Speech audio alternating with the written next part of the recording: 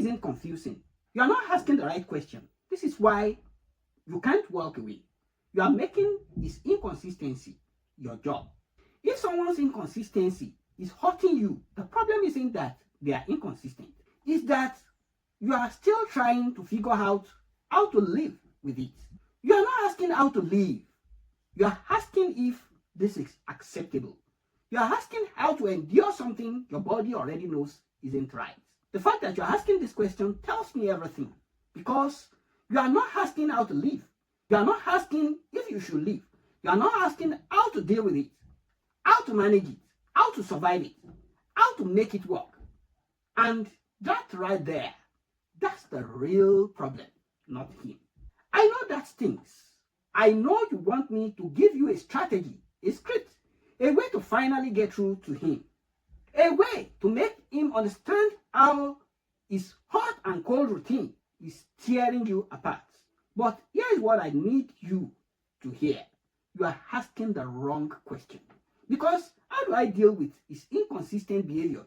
It's just another way of saying, how do I stay small enough to fit inside someone else's inability to show up? And the answer is, you don't. Let me tell you what's actually happening when you are trying to deal with inconsistency. You wake up and you check your phone. Did he text? Did he not? And depending on the answer, your entire day shifts. Your mood shifts. Your sense of self shifts. You make plans, but you keep them loose. Just in case he reaches out. Just in case he finally decides your what is Saturday night. You rehearse conversations in your head. You practice being cool, being unbothered, being the girl who doesn't need too much. Because maybe if you need less, he will give you more. You analyze every word it says, like you are decoding ancient hieroglyphs. You said maybe next week. Does that mean he's interested? Does that mean he's letting me down easy?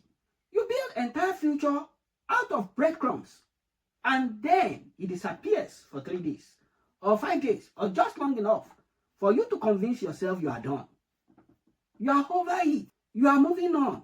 And then he comes back with just enough warmth, just enough attention, just enough "I've been thinking about you" to pull you right back in, and the cycle starts over again. This is what dealing with inconsistency in relationship actually looks like. It looks like you becoming a smaller, quieter, more convenient version of yourself. It looks like you managing his emotional unavailability like it's a full-time job you didn't apply for. It looks like you are translating his bare minimum into evidence of his maximum. But here's the part nobody tells you. You are not actually dealing with his inconsistent behavior. You are dealing with your inability to walk away from it. And I don't say that to shame you. I say it because it's the only way out.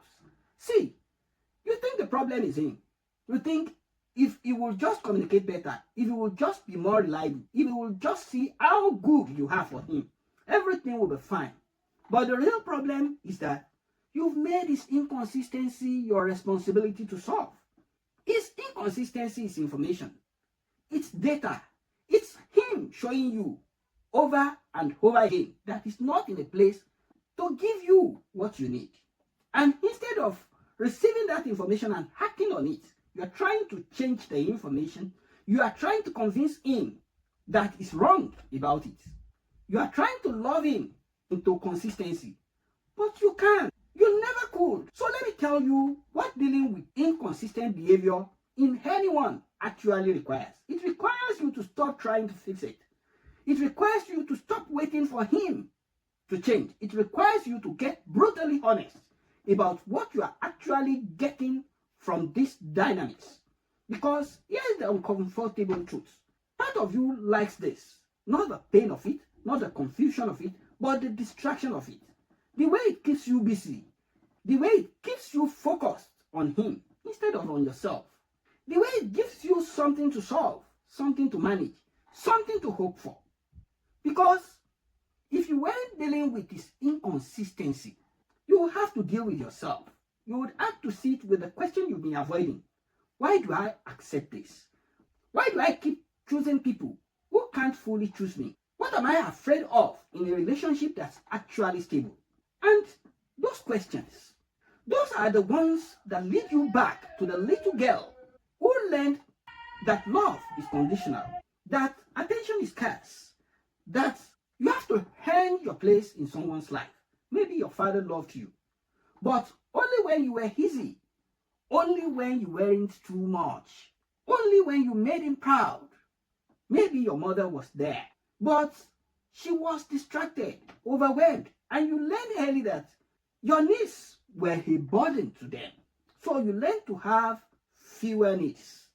Maybe the first person you loved taught you that affection is a reward, not given. And now, as an adult, when someone shows up inconsistently, your body doesn't scream danger. It whispers familiar. And you mistake that familiarity for connection. You mistake that anxiety for attraction. You mistake that uncertainty for depth. But it's not depth. It's a wound that is recognizing the wound. So here is how you actually deal with this inconsistent behavior. You stop dealing with it. You stop accommodating it. You stop lowering your standard to meet its capacity. You start asking yourself, is this what I want? Or is this what I'm used to? You start noticing where you've confused chaos with chemistry. You start recognizing that love doesn't make you anxious. It doesn't make you second guess. It doesn't make you feel like you are auditioning every single day. Real love is steady. And I know that sounds boring to you right now. I know your nervous system is wired for the high of the chase, the relief of the return of that inconsistent person, the drama of the uncertainty. But that's not love. That's adrenaline. And you've been addicted to it for so long that calm feels like rejection. So dealing with this inconsistent behavior starts dealing with your whole nervous system. It starts with sitting in the discomfort of someone who actually shows up and not running away because it feels too safe. It starts with trying to overcome the version of love that you were used to and opening yourself to the version that actually nourishing you. It starts with overcoming the version of love that you thought you were supposed to get probably from your parents while you were growing up and you didn't get, and opening yourself to the version that actually nourishes you. It starts with understanding that you are not responsible for anyone's emotional availability. You are only responsible for your own boundaries. And every time you accept inconsistency, you are not being understanding. You are not being patient. You are not being mature. You are abandoning yourself. You are telling yourself that your needs don't matter, that your peace doesn't matter, that you don't matter. And let me tell you, you do. You matter so much more than his inability to see it. You stop asking how to deal with his inconsistent behavior. Start asking how you are going to deal with yourself, how you are going to show up for yourself, how you are going to choose yourself, even when it feels lonely, even when it feels like you are giving up, even when every part of you wants to text him back, when every part of you wants to give him one more chance, when you want to believe that this time will be different. It won't be. Not because he's a bad person, but because he's showing you who he is, and you keep asking him to be someone else. But what if you stopped asking? What if you just let him be inconsistent over there while you become consistent over here? Consistent in your boundaries, consistent in your self-respect, consistent in walking away from anything that makes you feel that you are demanding too much. That's how you deal with his inconsistent behavior. You need to deal with yourself. You need to choose something better. Not because you are hungry, not because you are bitter, but because you finally understand that you deserve someone who doesn't make you wonder. You deserve someone who doesn't make you wait. You deserve someone whose actions match their words. And until you believe that, you keep asking how to deal with breadcrumbs instead of walking towards. Be yourself. Stop being breadcrumbed. Your life matters. See you in the next video.